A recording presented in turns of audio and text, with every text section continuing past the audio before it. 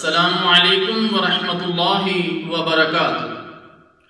الحمدللہ رب العالمین والصلاة والسلام علی اشرف الانبیاء والمرسلین نبینا محمد وعلی آلہ واصحابہ اجمعین۔ اللہم صل علی محمد وعلی آل محمد۔ حمد و صلاۃ کے بعد آج کی اس گفتگو میں جگہ کی طہارت کو ذکر کیا جائے گا۔ عام زمین ان اشیاء کے لگنے سے ناپاک ہو جاتی ہے جن سے بدن اور کپڑا ناپاک ہو جاتا ہے۔ اسے پاک کرنے کا طریقہ یہ ہے کہ اس جگہ اتنا پانی بہا دیا جائے کہ نجاست کا اثر زائل ہو جائے، اس طرح زمین پاک ہو جاتی ہے۔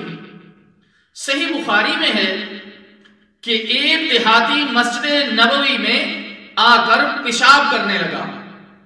لوگ اسے ڈانٹنے لگے تو رسول اللہ صلی اللہ علیہ وسلم نے فرمایا اسے چھوڑ دو، یعنی پیشاب کر لینے دو۔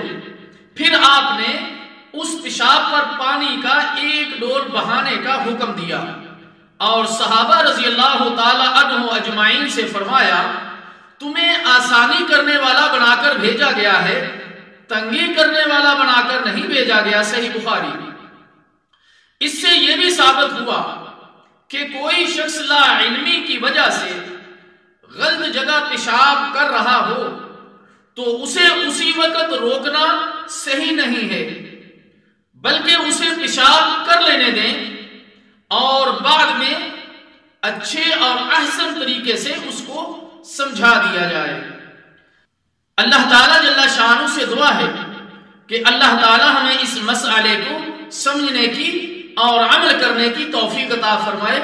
والسلام علیکم ورحمۃ اللہ وبرکاتہ۔